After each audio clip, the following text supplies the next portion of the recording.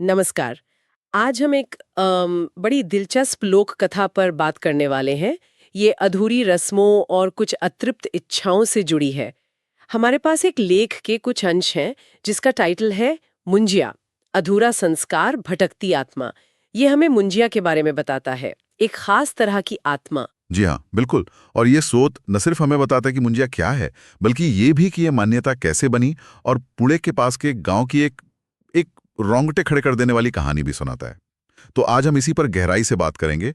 स्रोत के आधार पर समझेंगे कि ये मुंजा आखिर है क्या भला, कैसे बनती है, और ये अधूरे संस्कार, खासकर मुंडन क्रिया और वो शादी की अधूरी इच्छा, ये सब कैसे जुड़ा है इससे। हाँ, चलिए शुरू करते हैं। तो सबसे पहले ये मुंजिया है क्या? मतलब स्रोत के हिसाब से क्या ये कोई आम भूत-वूत जैसा है? स्रोत इसे थोड़ा अलग बताता है। ये कहता है कि मुंजा एक एक भटकती आत्मा है, ना पूरी तरह इंसान, ना पूरी तरह भूत, कहीं बीच में अटकी हुई। और इसकी वजह वजह भी खास है। कोई ऐसा लड़का जिसकी शादी से पहले मौत हो गई हो और मरने के बाद उसकी मुंडन क्रिया भी ना हुई हो, वो जो एक रस्म होती ना मृत्यु के बाद। अच्छा, तो मतलब दो चीजें हैं, शादी भी नहीं हुई और मरने के बाद मुंडन भी नहीं हुआ। ये दोनों जरूरी है। स्रोत तो इसी तरफ इशारा कर रहा है, हाँ। और इसकी पहचान, मतलब कैसे पता चले? स्रोत कहता है कि इसकी पहचान है बहुत ज्यादा गुस्सा और शादी न हो पाने की एक एक बहुत गहरी तड़प, एक इच्छा। और ये भावनाएं सिर्फ अंदर नहीं रहती, बाहर भी असर करती हैं। कहानी में यही दिखता है। हाँ, ये गुस्सा और तड़प कहानी में जरूर उभर कर आते होंगे। आपने कहा पुणे के पास एक गांव की कहानी है हाँ, इसमें। जी हाँ, बिल्कुल। कहानी का हीरो है रोहित, कोई 21 साल का लड़का। शहर से दूर पुणे के पास एक गांव में एक पुराना सुनसान सा वाड़ा है, मतलब पुरानी हवेली। वहां रहने जाता है। और जैसा होता है ऐसी कहानियों में, गांव वालों ने मना किया होगा। हाँ हाँ, बिल्कुल। श्रुत बताता है कि गांव वालों ने साफ साफ रोका उसे। कहा, भाई उस वाड़े में मत जाओ, वहां मुंजा का साया है। सीधा नाम लेकर चेताया। सीधा मुंजा का नाम, मतलब वो जानते थे। बिल्कुल, वो डरे हुए थे। पर रोहित, उसे ये सब अंधविश्वास लगा। हंसी में उड़ा दिया। सोचा कि पुरानी हवेली है तो लोग कहानियां बना लेते हैं, और बस यहीं से गड़बड़ शुरू होती है। तो पहली रात क्या हुआ? कुछ डरावना माहौल बना या कुछ कुछ हुआ भी? नहीं नहीं, माहौल नहीं, बाकायदा घटनाएं हुई। स्रोत काफी डिटेल में बताता है। पहली रात रोहित को लगा जैसे कोई कमरे में चल रहा है, चहलकदमी कर रहा है। सिर्फ चलने की आहट। नहीं, उसके बाद धीमी सी पायल की आवाज सुनाई दी। और फिर जो सबसे अजीब था, एक बच्चे जैसी पतली लेकिन डरावनी हंसी। ये पायल और बच्चे की हंसी का कॉम्बिनेशन बड़ा अजीब और डरावना है। हाँ, ये तो है। बच्चे की हंसी और पायल, ये मेल नहीं खाता। क्या उसने कुछ देखा टॉर्च वगैरह जलाकर? वही तो। हिम्मत करके टॉर्च जलाई तो कमरा खाली, कोई नहीं। लेकिन बात खत्म नहीं हुई। वो खिड़की के पास गया देखने के बाहर क्या है। तभी बाहर से एक पत्थर आया और सीधा उसके चेहरे पर लगा, जोर से। अरे बाप रे! मतलब सिर्फ आवाजें नहीं थीं, ये तो सीधा हमला था। अब तो डर गया होगा वो। हाँ, ये अलग लेवल पर ले गई बात को। अगले दिन उसका दोस्त है एक समीर, वो मिलने आता है। और समीर भी उसे समझाता है, बल्कि गांव वालों से ज्यादा सीरियसली। कहता है कि भाई ये मजाक नहीं है, मुंजिया सिर्फ पत्थर नहीं मारता, वो लोगों को पागल तक कर देता है। ये चेतावनी काफी गंभीर थी। लेकिन रोहित माना? स्रोत क्या कहता है? अब भी मजाक में ले रहा था? नहीं माना। स्रोत बताता है कि वो तब भी हंसी में उड़ा रहा था। पता नहीं डर छुपा रहा था या सच में यकीन नहीं था उसे। पर उसका ये रवैया बस अगली रात की तैयारी थी, क्योंकि दूसरी रात चीजें और बिगड़ गईं, बहुत ज्यादा। दूसरी रात क्या हुआ फिर? वही आवाजें? हाँ, आवाजें तो थीं, पर इस बार बिल्कुल साफ, जैसे कोई फुसफुसा नहीं रहा, बोल रहा है। स्रोत कहता है, एक आवाज आई, मुझे दुल्हन चाहिए, मेरी शादी कराओ। बिल्कुल सीधी मांग। अरे, सीधी मांग! ये तो मुंजिया की वही इच्छा हुई जिसका जिक्र शुरू में था। रोहित का क्या हुआ ये सुनकर? अब वो डर से कांपने लगा। स्रोत बताता है, अब इग्नोर करना नामुमकिन था। और तभी कमरे में और अजीब चीजें होने लगी। दीवारों से बालों की लटें लटकती हुई दिखने लगी। क्या? बालों की लटें दीवारों से? ये क्या है? बड़ा ही वियर्ड और डरावना है ये तो। स्रोत का ये विवरण माहौल को कितना भयानक बना देता है। और बस इतना ही नहीं, चारों तरफ धूल के बवंडर उठने लगे, कमरे के अंदर ही, जैसे कोई छोटा तूफान आ गया हो। बिल्कुल एक बुरे सपने जैसा, जहां कोई लॉजिक काम नहीं करता। इसके बाद क्या हुआ? भागा वो वहां से? नहीं, कहानी का क्लाइमैक्स अभी बाकी था। तीसरी रात, और इस रात हुआ मुंजिया से आमना सामना। आमना सामना मतलब मुंजिया दिखा? कैसा दिखता है वो? स्रोत ने बताया है, क्योंकि अक्सर भूतों का कोई क्लियर रूप नहीं होता। हाँ, स्रोत यहाँ पर मुंजा का बड़ा खास और डरावना रूप बताता है। उसे अधबचरे बच्चे जैसा बताया है, मतलब पूरी तरह बना हुआ नहीं। सिर का आगे का हिस्सा गंजा, चेहरे पर दरारें, जैसे सूखी मिट्टी फट जाती है ना, वैसी, और आंखों में लाल चमक, भयानक। अधकचरा बच्चा, गंजा सिर, चेहरे पर दरारें, ये डिस्क्रिप्शन तो भूत से ज्यादा कुछ और ही लग रहा है। ये अधकचरा शब्द ही जैसे उसकी अधूरी कहानी की तरफ इशारा कर रहा है ना? स्रोत का ये विवरण बहुत गहरा है। बिल्कुल, उसका रूप जैसे उसकी कहानी से जुड़ा है। और फिर वो चीखा, स्रोत उसकी चीख के शब्द भी बताता है। वो चीखा, मेरा मुंडन क्यों नहीं हुआ, मेरी शादी क्यों अधूरी रह गई। एक सवाल, एक इल्जाम, सीधा सीधा दर्द बयान कर रहा था वो। वही दो बातें, अधूरा मुंडन, अधूरी शादी। उफ, ये नजारा, ये चीख।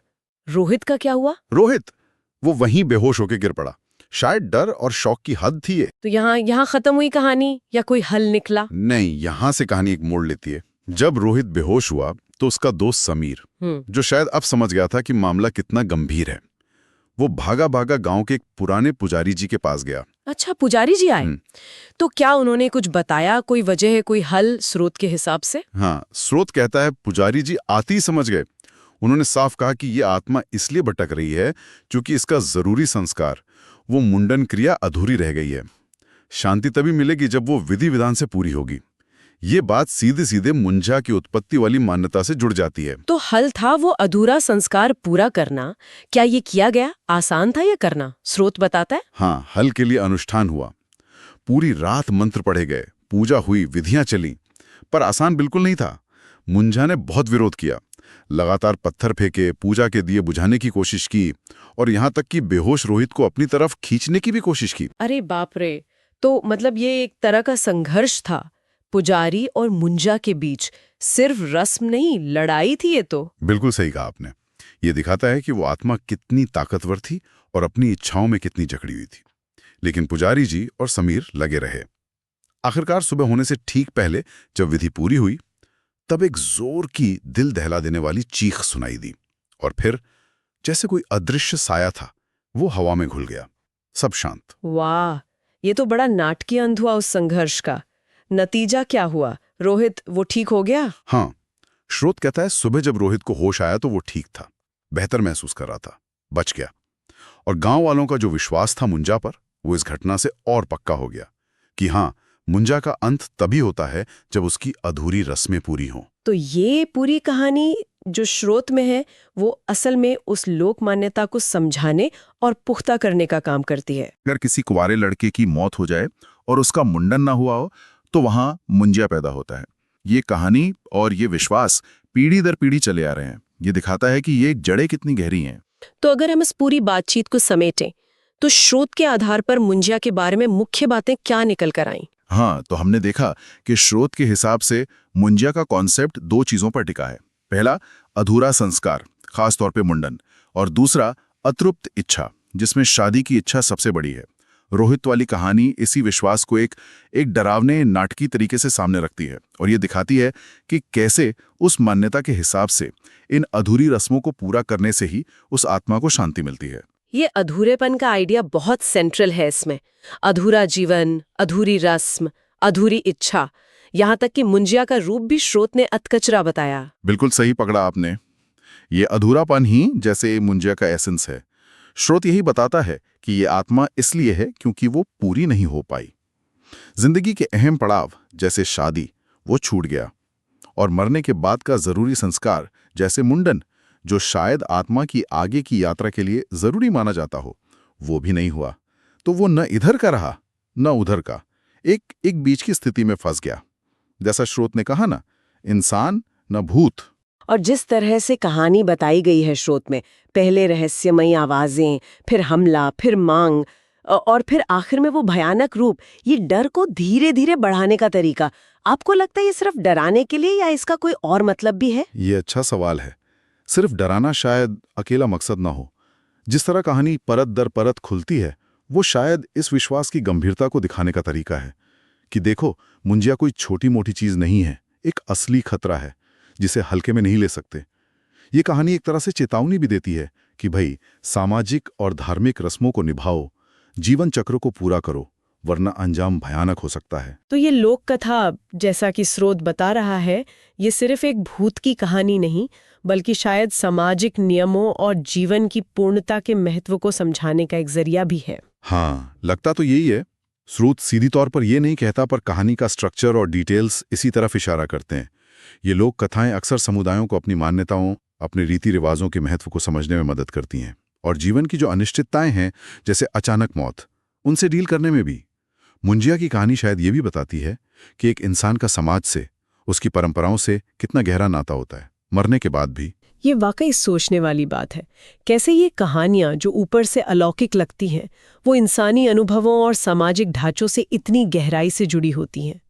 स्रोत ने हमें मुंजा की एक झलक तो दी, लेकिन इसके पीछे के जो सांस्कृतिक मायने हैं, वो भी कम दिलचस्प नहीं है। जी बिल्कुल, ये लोक कथाएं तो जैसे कल्चरल डीएनए का हिस्सा होती हैं। हमें बताती हैं कि कोई समाज किन चीज़ों को अहमियत देता है, किन से डरता है, और जिंदगी और मौत को कैसे देखता है। चलिए, आज की बातचीत काफी गहरी रही। हमने स्रोत के जरिए मुंजा की अवधारणा, उसकी कहानी और मान्यताओं को समझा। अब श्रोताओं के लिए एक आखिरी सवाल छोड़ जाते हैं। ये कहानी और ये मान्यता हमें सोचने पर मजबूर करती है कि किसी समुदाय के विश्वास में रीति रिवाजों की पूर्णता और अधूरेपन की धारणा का कितना वजन हो सकता है, और कैसे ये कथाएं, चाहे हमें अविश्वसनीय लगें, न सिर्फ पीढ़ी दर पीढ़ी जिंदा रहती हैं, बल्कि उस समाज की सोच और व्यवहार को भी लगातार प्रभावित करती रहती हैं।